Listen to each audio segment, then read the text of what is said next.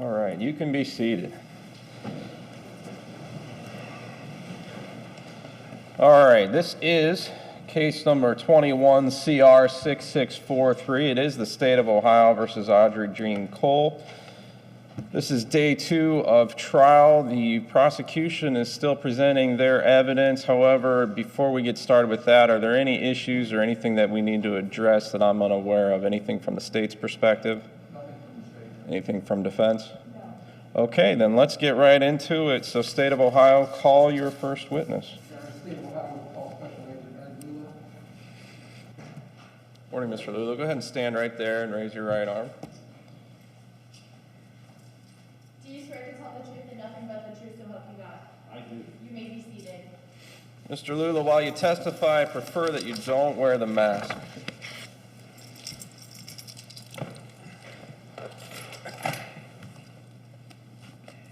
You may begin. Thank you. For the record, would you tell us your name and the address of your employer, please? My name is Edward Lulla. That's Lulla. My business address is 20 West Federal Street, Youngstown, Ohio. And who are you employed by? I am employed by the Ohio Attorney General's Office, the Bureau of Criminal Investigation. And what do you do at the Bureau of Criminal Investigation? I am presently the crime scene supervisor for the Northern Crime Scene Unit. Okay, and what does a crime scene supervisor duties entail? I have 8 crime scene special agents. We respond to crime scene requests throughout the state of Ohio. My region's the northern part of Ohio. Usually it's a smaller agency, an agency that doesn't have like a detective or a forensics unit. Not big agencies like Cleveland or Columbus or Toledo who have their own people. We usually deal with smaller agencies that don't have those resources. Okay. And as a supervisor, do you have any specific training or what's your background in law enforcement to be able to have that position? I have a bachelor's degree in criminal justice from Youngstown State University from a long time ago. After I graduated from college, I was employed by the Steubenville Police Department in Jefferson County for 13 years.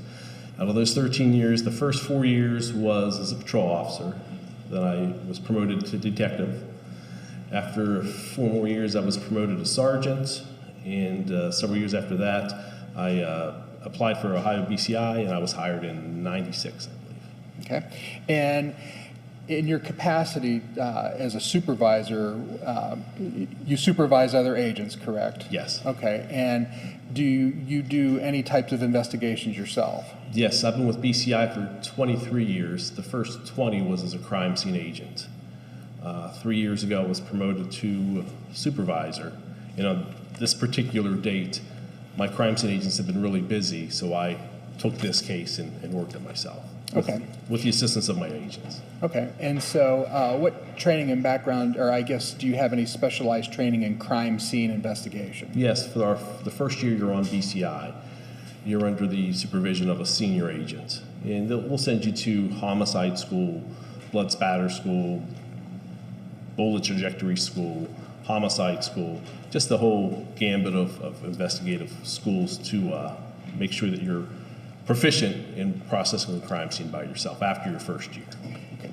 And did you attend those schools? Oh, yes. Okay, and was there any type of testing or other certification that was issued to earn a certificate that said you were usually compliant? every class you go to, at the end, usually 40 or 80 hours, 1 or 2 weeks. At the end of that training, there's always a proficiency test to make sure you've absorbed what they've been teaching you.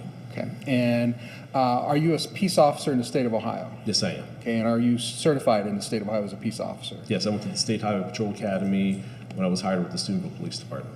Okay, is your present certification in good standing? Yes, sir. Do you do ongoing, continuing education in the field of crime scene investigation? Yes, every year they require us to continue education every year. Okay, is there a set number of hours or a set curriculum or anything specific that's required?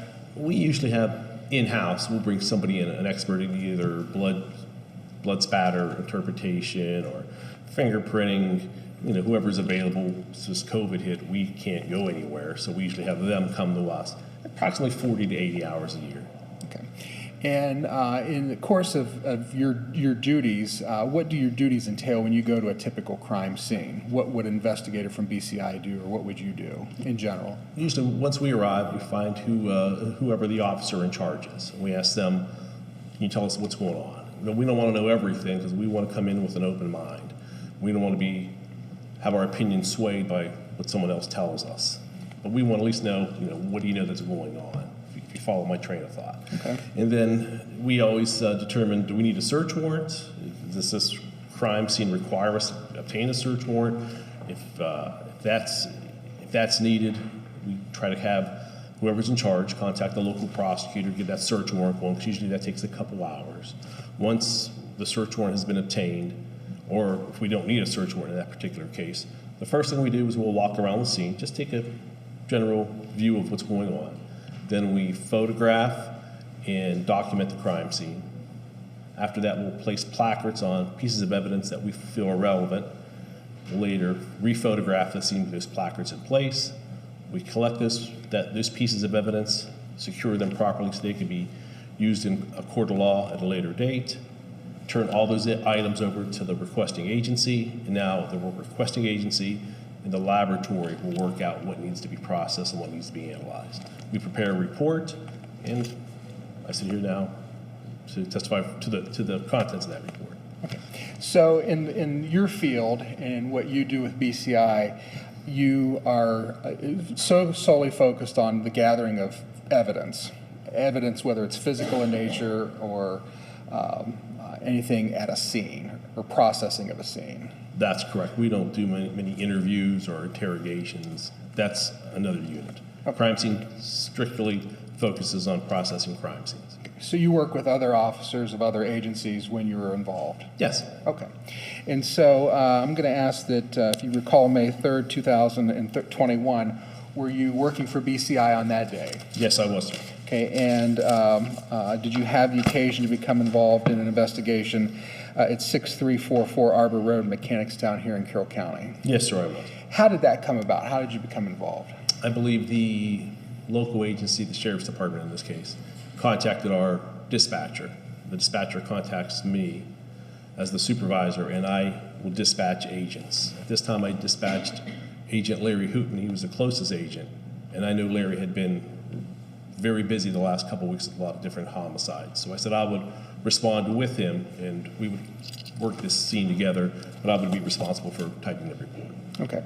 So do you remember about what time you received the call? My records indicate I was there at 18:50 or 6:50 in the early evening.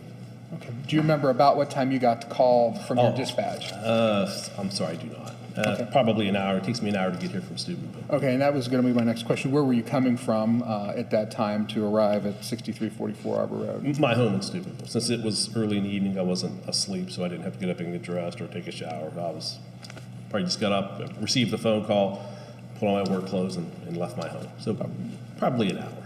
Okay. And so, but you have a documented time when you arrived? Yes. Okay. And what do you arrive with? Do you come with any equipment, or how do you show up?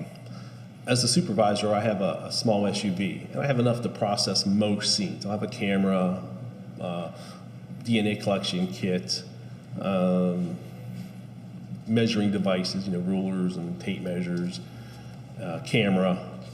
But in this case, when Larry, Agent Hootman, arrives, he has the larger F-350 BCI crime scene truck, and it has all the equipment we could ever need to process any type of crime scene. Okay, so both you and Agent Hootman responded, correct? Yes. Okay, so Agent Hootman brought more equipment than you would have? Yes. Okay, but that equipment is everything that you would need, correct? Yes. Okay, so when you arrived on scene, were you there first, or was Agent Hootman first? I believe we arrived almost at the same exact time, within a minute of each other. Okay.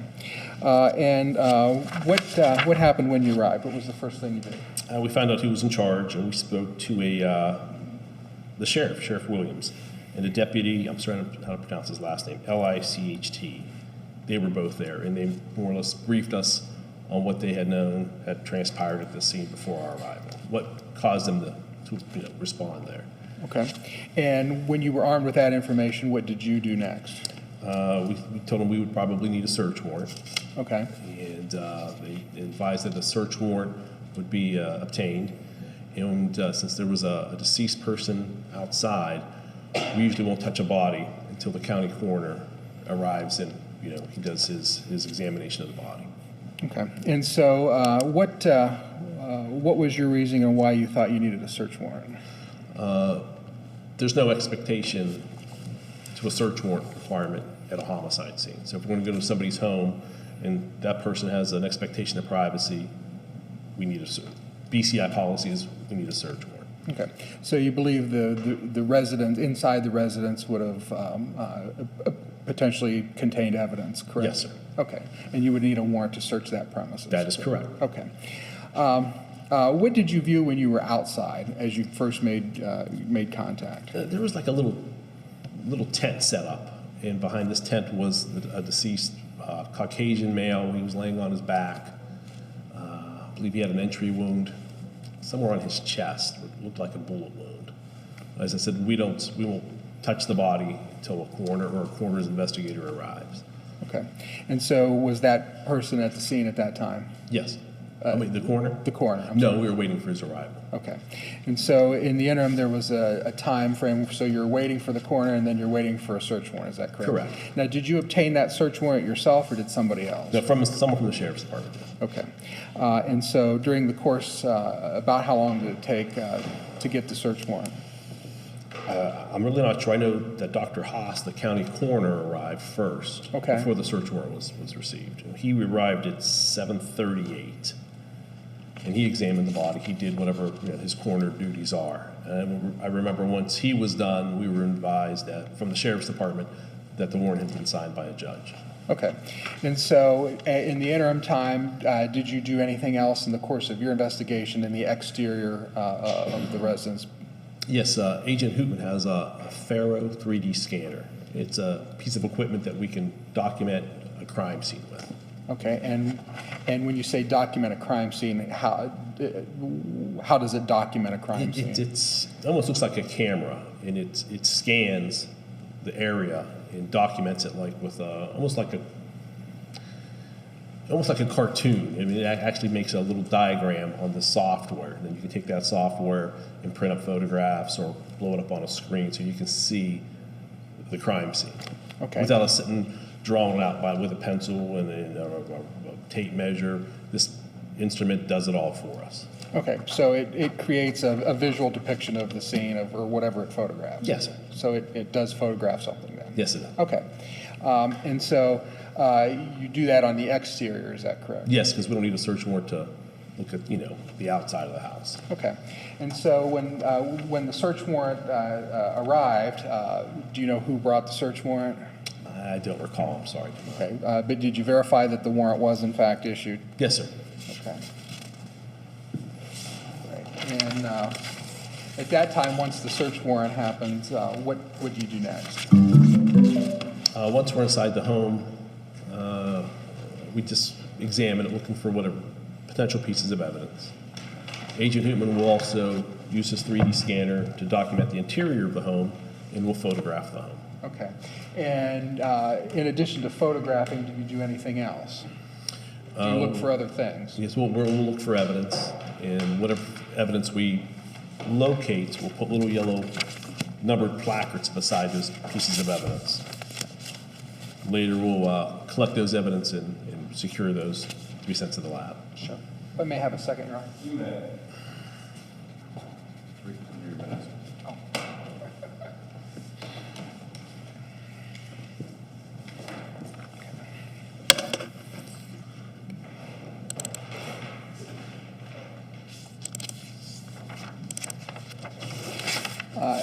Agent Lulla, I'm going to show you behind you if you can, or if you need. You can stand up and turn around. Or, It's up to you. I don't want to push your back up.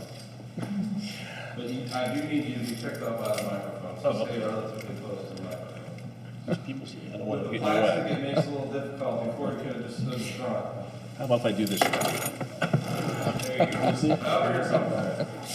all right, I'm going to show you what's displayed as State's Exhibit Number 8, Agent Lulla. Would you identify what is depicted or what that is? This is a photograph of the exterior of the residence. Okay, and then that's the residence where?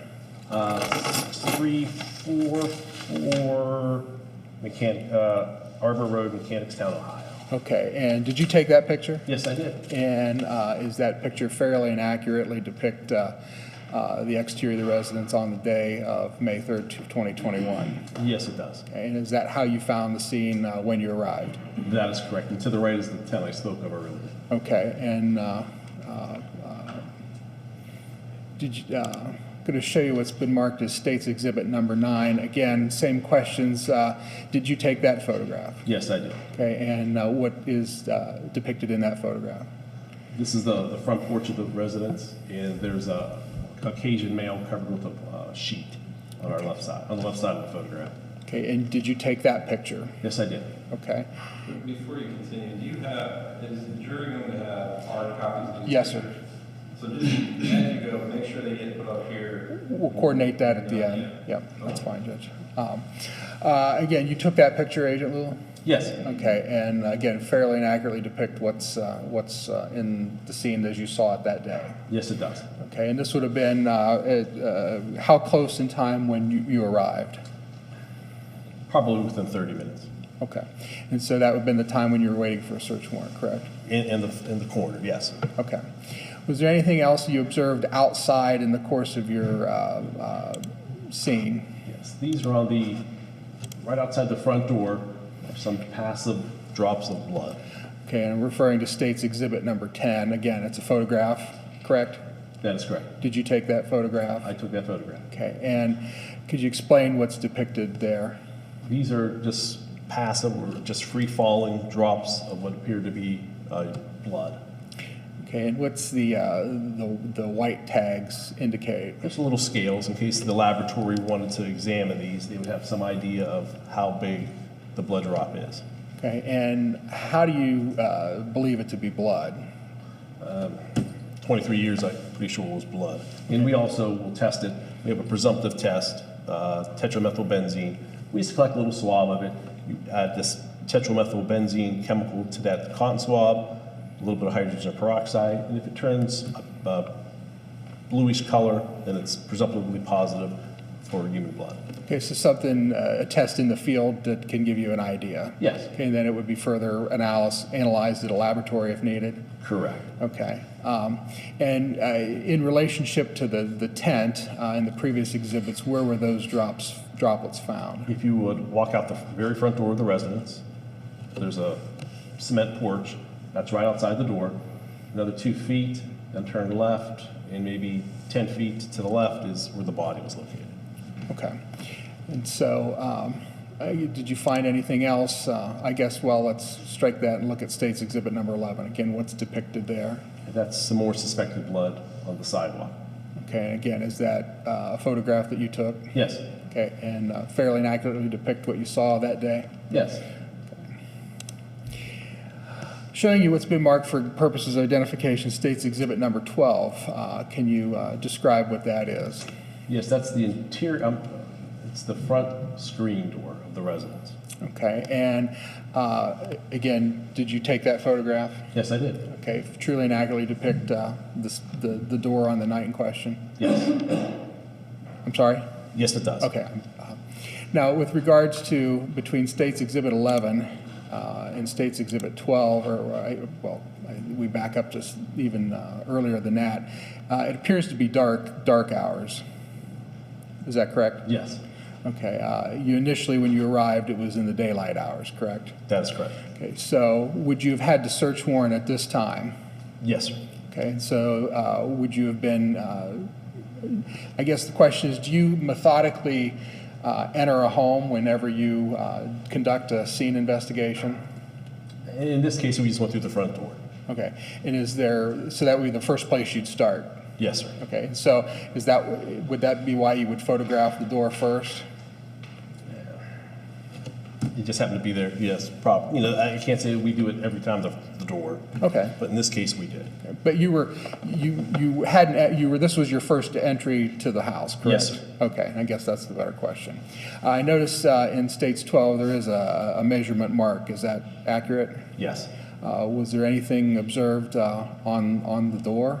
There's a little bit of a blood spatter on the interior glass of that door. It show you it's been marked for purposes identification, states exhibit number 13. Do you recognize that? Yes, I do. Okay, and what is that? That's another photograph of the glass on the interior side of the front door, and that reddish brown stain appeared to be blood to us. Okay. And again, fairly inaccurately depict the scene as you saw it that night? Yes, Did you take that picture? I took this photograph, yes. Okay. So after you entered the front door, what did you do next?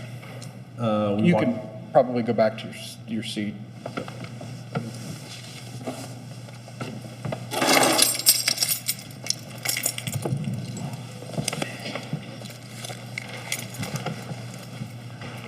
After you entered the residence, what did you do next?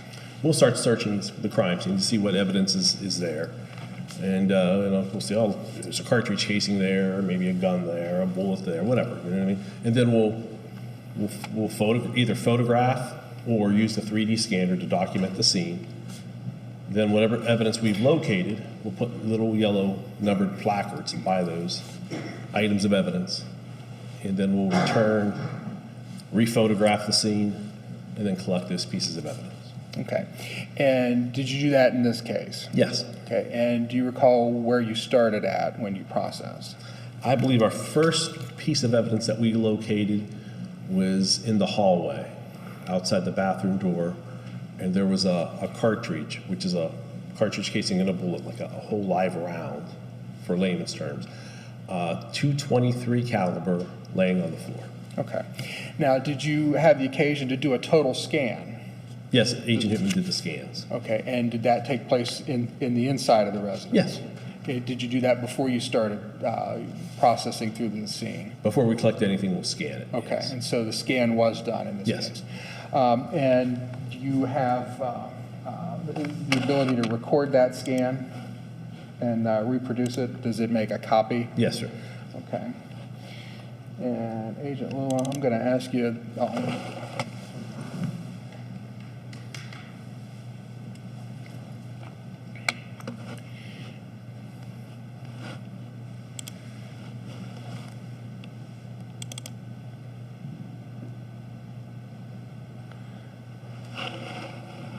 okay. If I may approach the witness, Your Honor. Agent, do you have the ability to manipulate your scan and how it works, do you not? I'll be honest with you, sir, I do not. Okay. Agent Hittman runs the scanner, so well, I'll try to walk through it. I mean, I can tell you what I'm seeing. Okay, so, again, the scan is done electronically, correct? That is correct. All right, and so it produces different camera angles, correct? Correct, sir.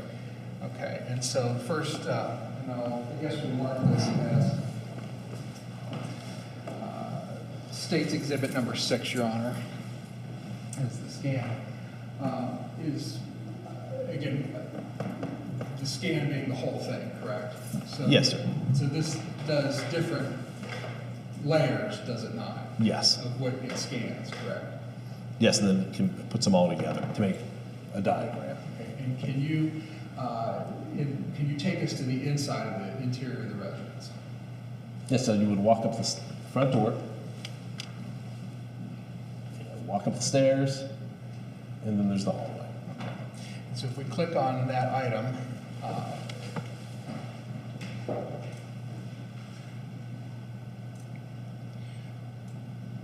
does that help you? That does. Can you manipulate that? I'll sure try. Okay, all right, so if you can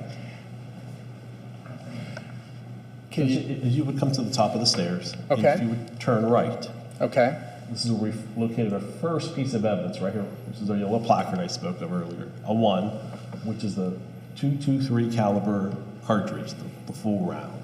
okay, In the bathroom, might not be photographed here, is a .223 cartridge casing, which is the casing that contained the bullet which had been fired. okay.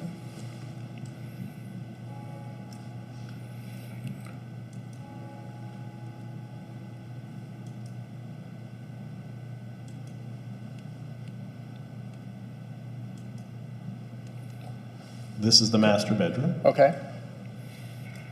And what, if anything, did you find there? On this stand right here, placard number 3 is a magazine containing live 223 cartridges, or live rounds. Okay. And again, does that fairly and accurately depict what you saw on the night in question? Yes, it does. And it was that was where it was located when you That found is, it? that is correct. Okay, did you find anything else? Right here, beside the bed, under the bed. Right here. I'm not sure if we have a photograph of it here.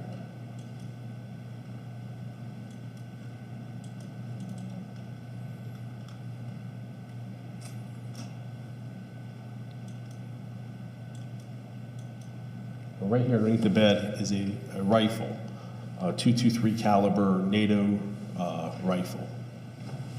Okay.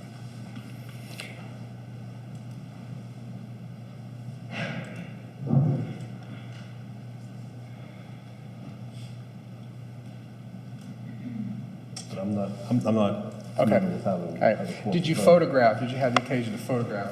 Yes, I did.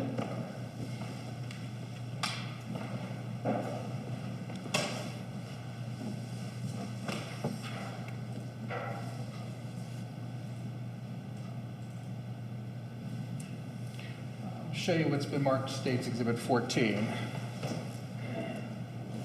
You indicated that you previously in your testimony you found a shell casing, correct? Yes, sir, a And cartridge casing. Yes. what's depicted in State's 14? That's a yellow placard number 2, which means that's evidence item number 2.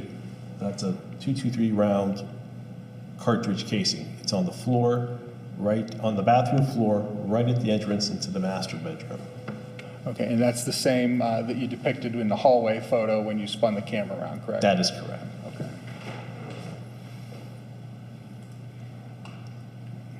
And State's 15 appears to be the same thing. Again, true and accurate of what you saw that night, Yes. and yes. you took the picture?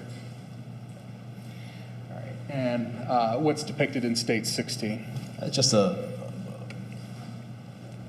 photograph just taken a little bit further back, just to show you how this is the open door is the master bedroom, and the cartridge casing is located on the bathroom floor. Okay, so again, you took that picture, Yes, I did. true and accurate, fairly depict what you saw that night.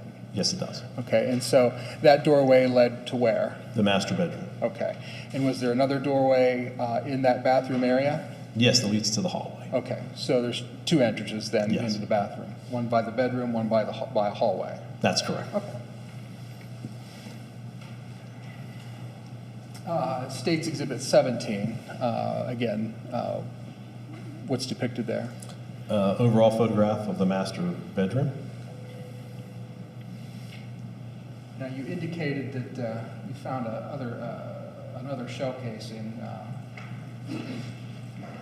at some point in time, did you not? There was an item 1? Yes, that was a live round or a cartridge Okay, outside the bathroom door. okay, all right.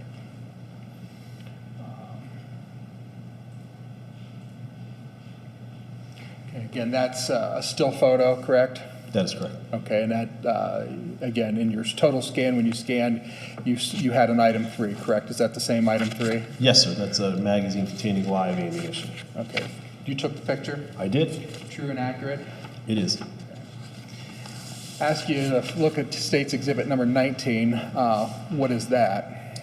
That's the magazine or photo ID number 3. The photograph is to show you that the magazine does contain live ammunition.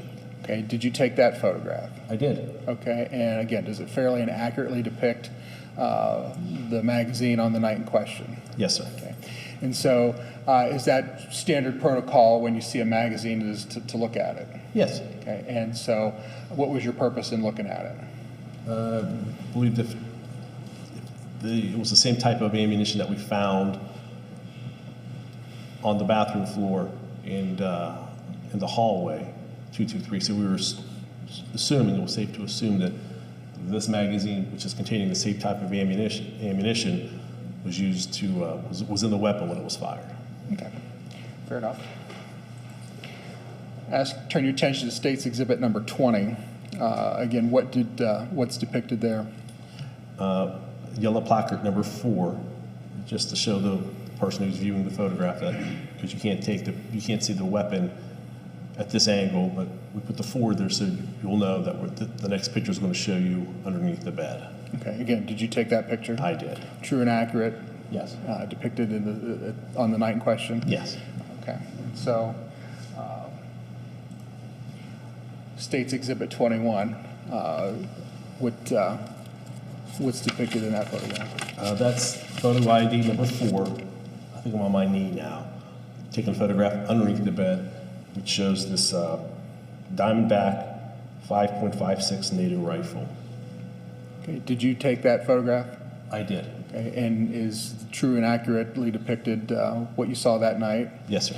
Okay, and the weapon that's featured in that photograph, was that how it was found? Exactly how it was found.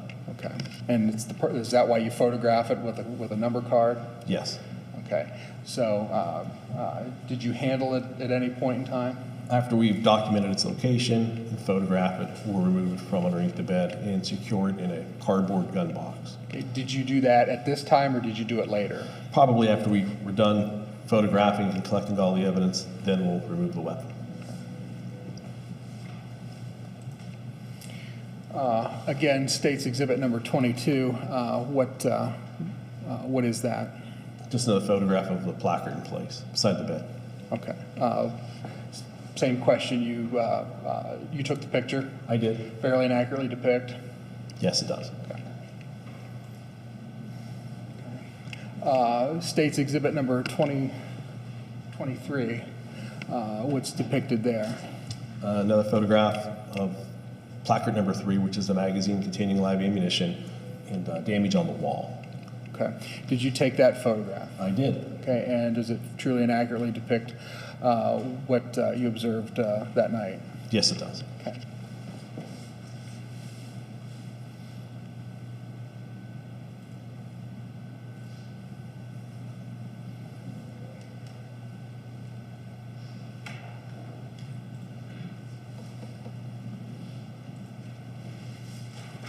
Mr. Barnett, just for this board's clarification, did you skip 15 or was there a 15?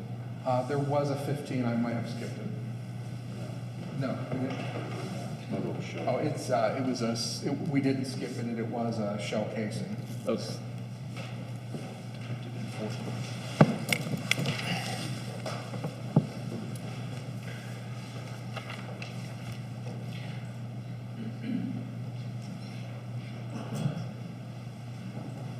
Okay, with regards to the firearm, I want to turn your attention back to that. You did collect it at some point in time, correct? Yes. Okay, and how would you have collected it? Take us through how you would have collected it. We're always wearing rubber gloves. We'll just take it out. We'll make sure the weapon is safe. There's no more live ammunition in it. It did not have a magazine in the weapon. We'll pull back, slide. We'll put a zip tie through it to make sure that way when the lab opens it, they know the gun is safe. There's no live ammunition inside of it. We then secure that inside a cardboard box. We tape seal the cardboard box. I'll initial it, so when it gets to the lab, they know the integrity seal is in place, that no one else has tampered or opened up the box and manipulated the weapon. Okay, and so did you do that in this case? Yes. Okay, and was in fact the rifle that was depicted in the photographs taken as evidence? Yes, sir. You may. Agent Lulla, I'm going to hand you or show you what's marked for purposes of identification, State's Exhibit number 2. I'm going to ask if you recognize what that is. Yes, sir. It's a gun box.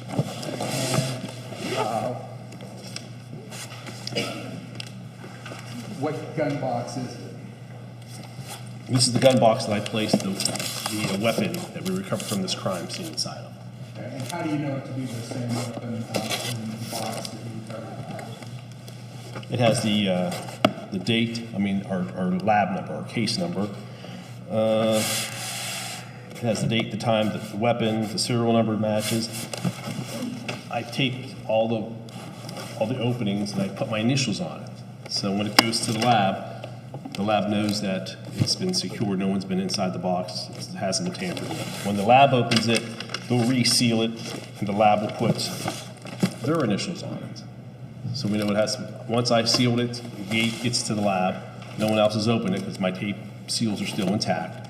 The lab will open it, examine the weapon, they'll put the weapon back, they'll retape it, and their initials are on it. So until I open it now, if I do open it, we know no one else has seen the weapon except for myself when I secured it, the lab when they examined it, and it's been secured in this box ever since. Okay. Was that item sent for analysis? Usually just to make sure that the cartridge casing located at the scene matches this weapon, that this weapon fired that cartridge casing. I don't believe we recovered a projectile or a bullet in this case, but if we would have recovered a bullet, they could fire this weapon using ammunition and then take that bullet, the test-fired bullet, and the bullet you recover from a crime scene to see if this gun had fired that bullet. But in this case, we did not recover a bullet or a projectile. And just to make sure the gun does operate properly, that it is an operational weapon. Okay. And did you secure that information? Did you get those results from the lab? See, once we leave the crime scene, I'll turn this over to the sheriff's department. They'll submit it to the lab, and then that's between the lab and the sheriff. Okay, so you don't do anything further other than process? That is correct. Okay, all right. I'll ask that you break the seal of that and take a look inside, please.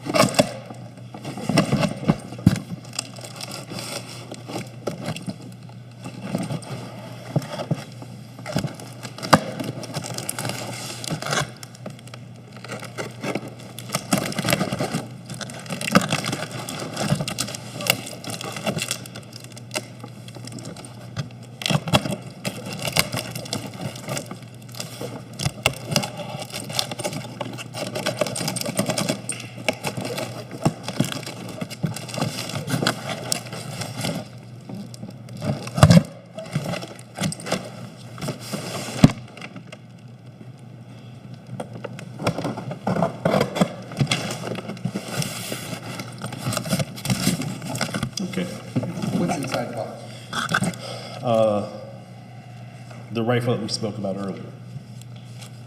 And is it rendered safe? Yes, it is. It has the zip tie through. Is it similarly zip tied as you would have zip tied it? Yes, sir. Is it safe to handle and remove from the box? It is. Would you do that?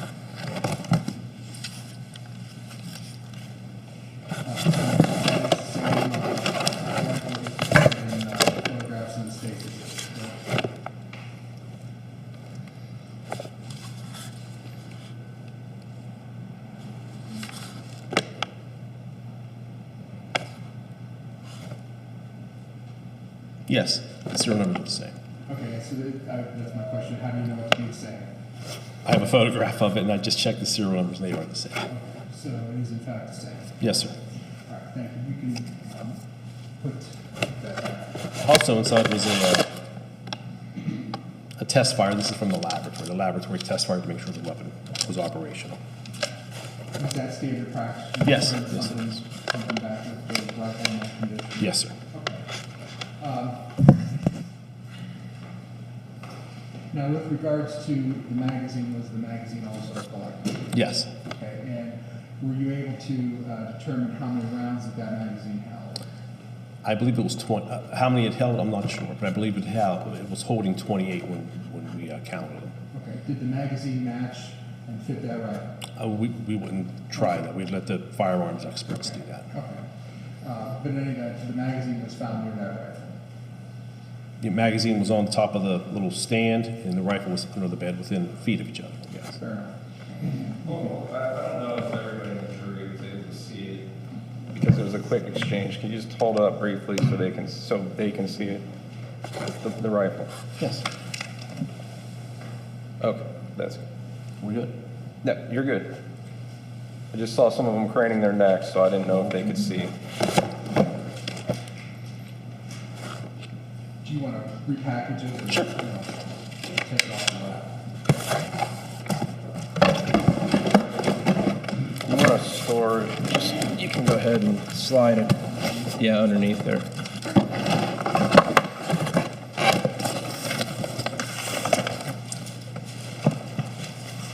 All right, so after you completed the search of the bedroom and ultimately processed the bedroom, did you have the occasion to process anyplace else in the house?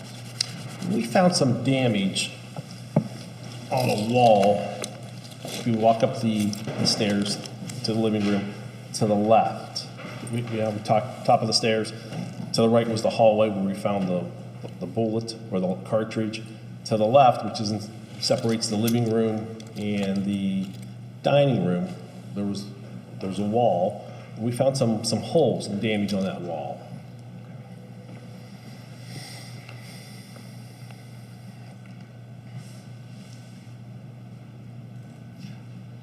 I'm going to back up in time, and I apologize, out of order.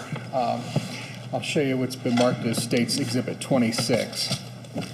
What is depicted there?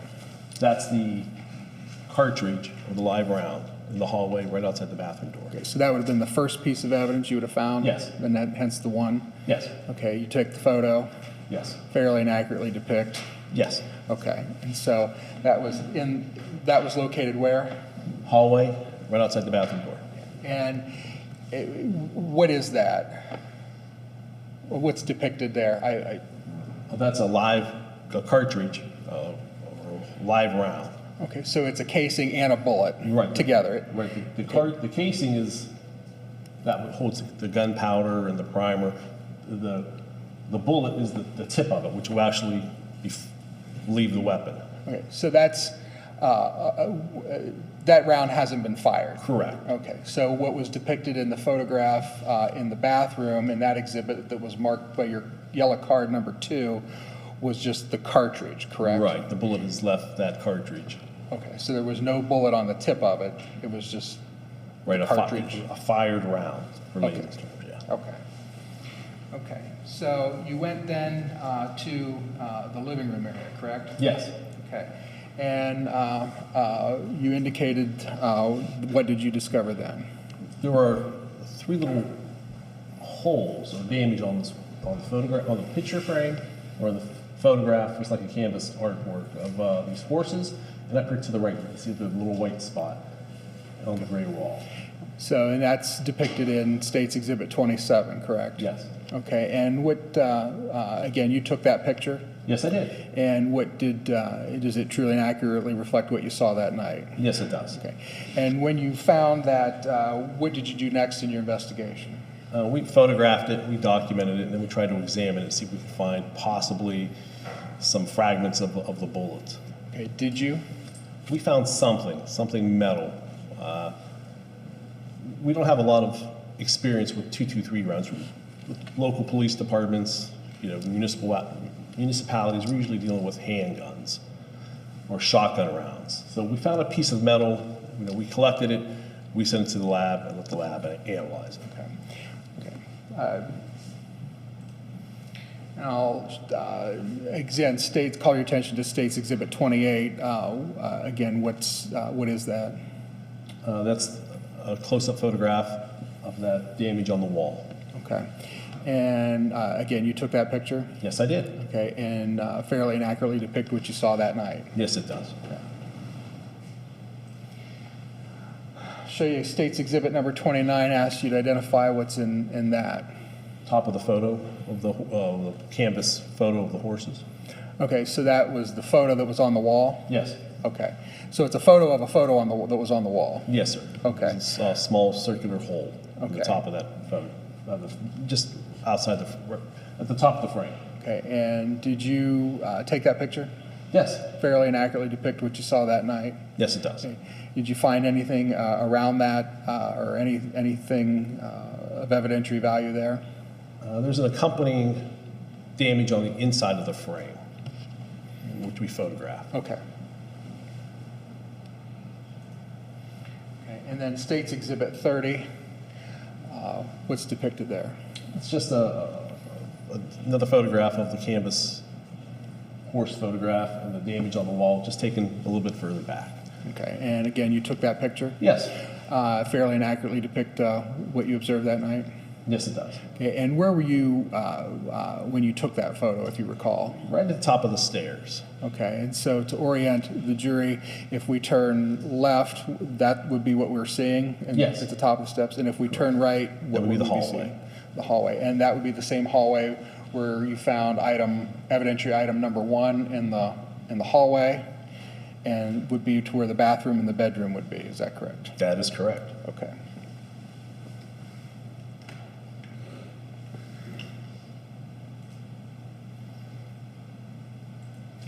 Okay, after that, what did you do next in your investigation? I believe we searched the house a little bit more. We then collected all those pieces of evidence, secured them, and then turned them over to the sheriff's department. Okay. And about how long were you at the scene? We left.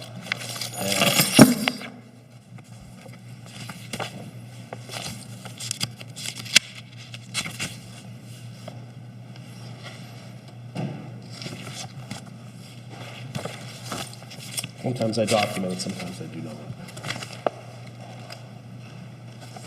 I did not document it. We were there for several hours. Okay. Did you have the occasion to, well, I guess we'll strike that for the moment. I'm going to,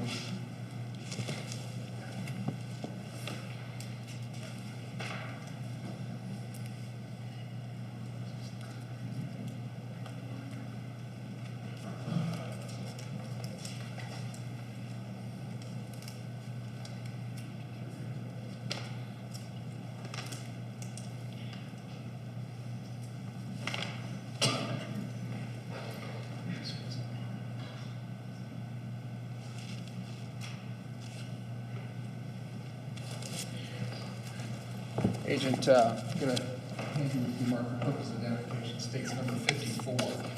Ask if you could identify what that is. Yes. What is it? It's the 223 cartridge I located in the hallway. Okay, and how do you know it to be the cartridge? I have it written on here. It's my handwriting, and that's my initials on the back. Okay, and so you collected it and put it in that Yes, I did. envelope yourself? Yes. Okay. And then ask you to break your seal and identify what's in there.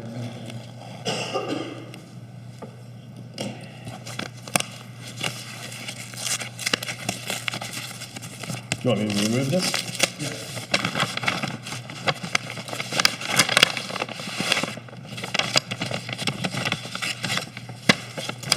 Inside is another envelope, which I'll...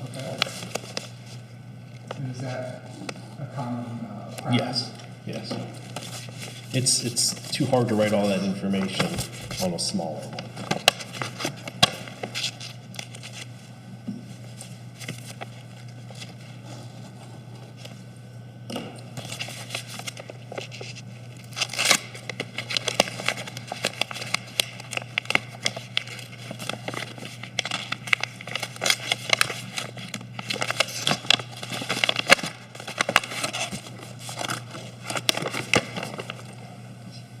And what is that? That's photo ID number 1, which was in the hallway outside the bathroom door. So that is the actual item that you found in item number 1? Yes. Okay.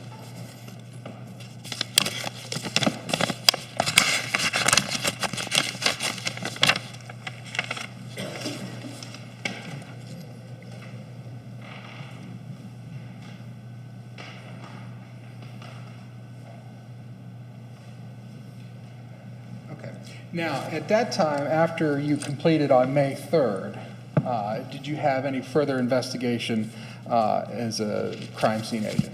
Yes, sir, it did. Okay, and was that with regards to 6344 Arbor Road? Yes, it was. Okay, and tell us how that came about. Several days later, we brought in a gentleman who does most of our shooting reconstruction work. It's like if we have a hole in the wall that we believe the bullet had caused, he will go back and he will use his training to try to determine what the trajectory was, or where that weapon was at when it was fired, the trajectory, which the line it had traveled and made that hole. It's Agent Dan Borner. He's our resident expert. He teaches at the National Forensics Academy twice a year on bullet trajectory. So he's our in-house expert. Okay. And so you went back to the scene, and what did you do?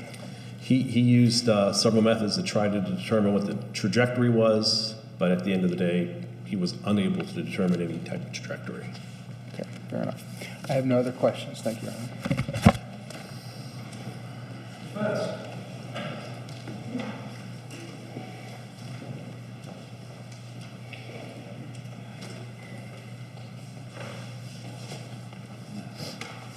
I want to ask you some questions about the magazine you found, the cartridges, and the casings. Yes. Okay? You did a thorough investigation here, correct? We tried to do the best we could, yes. Okay, as thorough as you could. Yes, sir. Okay. You recovered a magazine, correct? Yes, sir. There was 28 rounds in it, correct? Yes. A 30-round magazine is a pretty typical magazine for an AR-15, correct?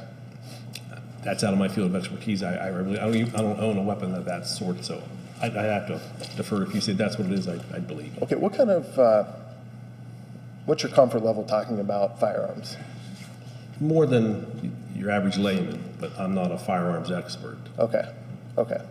You've heard of a 30-round magazine? Yes, sir, I have, yes. All right, and there was 28 left in it, Yes, and there was one live round that you found in the hallway, yes, and then there was one empty round that was found in the bathroom. correct. Okay, equals 30, right? Yes, sir. You searched the rest of the house, Yes. didn't find any other casings, No, not that I can recall now. no cartridges? No. Okay. Where you did find the casing, the empty round, that was in the bathroom, correct? Yes. And that would be consistent with somebody standing next to the bathroom firing this gun, correct? What do you mean, like in the hallway? Correct. It's possible. There's no way there's no scientific documentation where you can say if this cartridge case landed here, it was fired from a particular point. You know what I mean? Okay. So this is a semi-automatic rifle, Yes. correct? It's gas-powered. Yes. Cycles through rounds using gas. Correct. All right. The action on this rifle is on the right-hand side of the rifle, right? That is correct. All right. And we'll explain to the jury that what is the action? It's the opening. When you fire the weapon, it'll cycle and it'll eject the cartridge casing, and the magazine then feeds a new round or a new cartridge into the breech to be fired another time. Okay. And when it ejects it, it's using like literally the gas to eject it. Yes, sir. Right. And it ejects it with some force. Yes. So if somebody was standing in the hallway, a right-handed shooter, it's going to eject it out to the right. That is correct. The bathroom was to the right of where Ms. Cole was standing. That is correct. It's consistent with what she's saying, correct? I don't know what you were saying. Okay. It's consistent with somebody standing there next to the bathroom firing a round. That's Yes. where we would expect it to go. That could be a possibility, yes. Okay. Can I have a second? Yes.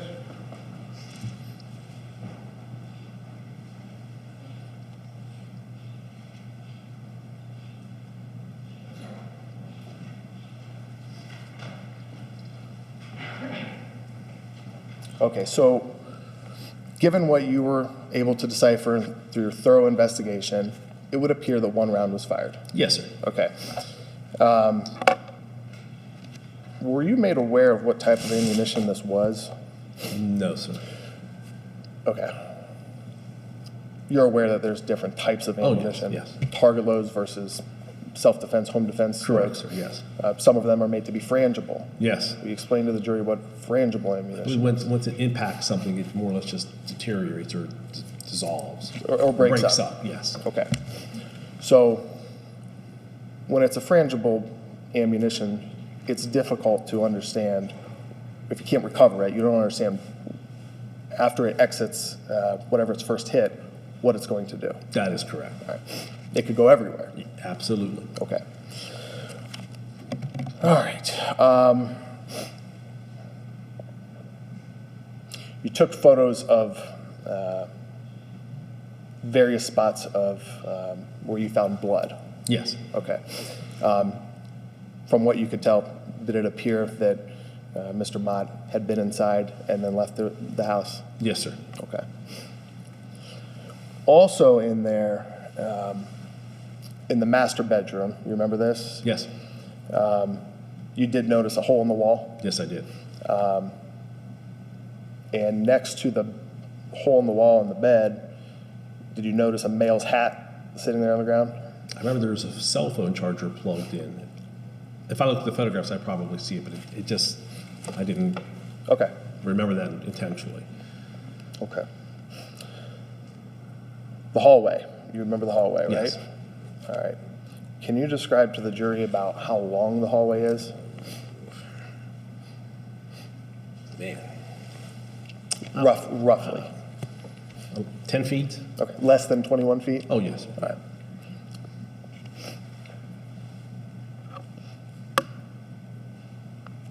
And to be clear, in your professional capacity, you couldn't make a determination where Audrey was when she pulled the trigger or where Mr. Mott was. No, sir, we could not. But he was shot in the chest. Yes. One shot in the back. No, sir. Okay.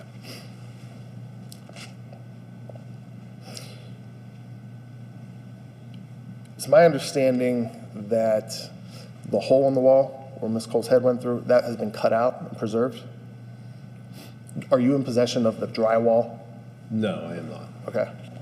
Do you know who is? No. Drywall from where, sir? The master bedroom? Correct. No, I didn't. I had no dealings with that. Okay, but you know what I'm talking about, the hole Yes, in the wall? yes. Okay, okay.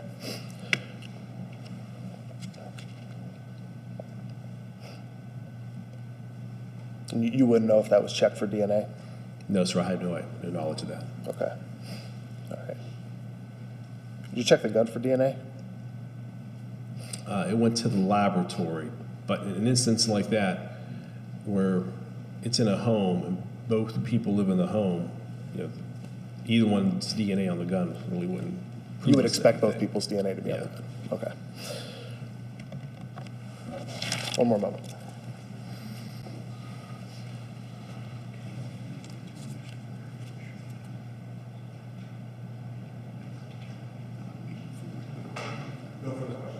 You're welcome. Just briefly, Your Honor. Agent Lulla, defense counsel asked you about some rudimentary knowledge about when a gas-powered rifle fires and it ejects a spent cartridge out of the rifle, correct? Yes. Okay, and so when it's gas-powered, it would eject it with some force, correct? Yes. Okay, and so with item number 2 that was found in the bathroom, it was found over by the doorway into the bedroom, correct? That is correct. Okay. Item number 1, where was it found?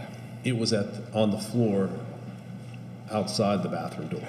Okay, so would that round have been fired? No. No. Okay. Is there another way that that round could leave the gun? If the weapon was loaded and there was a live round in the chamber, and you would pull back on the slide, I'm not sure what the terminology is. If the weapon is loaded, it would eject a live cartridge, a live round.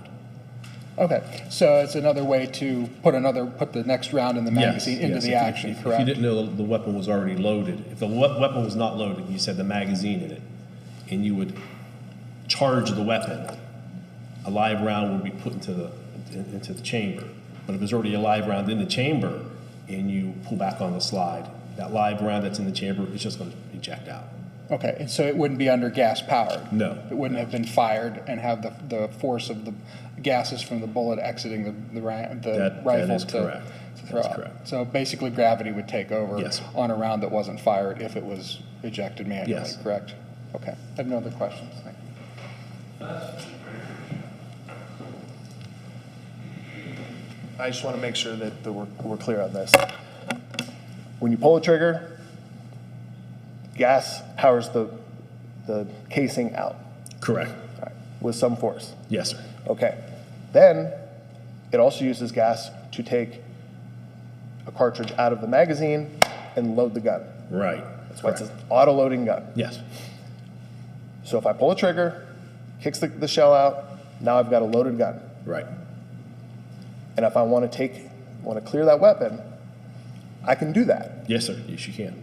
And it's not powered, it's going to fall right there on the floor. That is correct. Yeah. Thank you. Mr. Lulla, thank you. You may step down. State of Ohio, do you anticipate needing him anymore today? I'm not sure. You're not sure? Okay, then you need to stay around the courthouse until you are released. Thank you. So they can tell you where you can sit out there. Go ahead and check in with the clerk of courts. He's sitting right outside the door.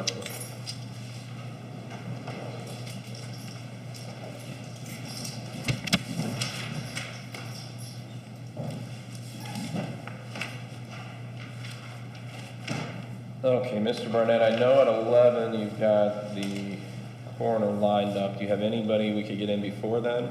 Yes, Your Honor. Okay, now how long do you anticipate this witness taking? I can't say for sure. Half hour, hour and a half? More than a half hour. More than a half hour. Does anybody from counsel desire to take a break in between witnesses? You do. Okay. This will be a quick break then. So ladies and gentlemen of the jury, we're gonna take just a 10-minute refresher break. We're gonna be back in here. Take your refresher, get ready to come back in right away. We'll be back in here, let's say at 10 till. So jury is dismissed at this time.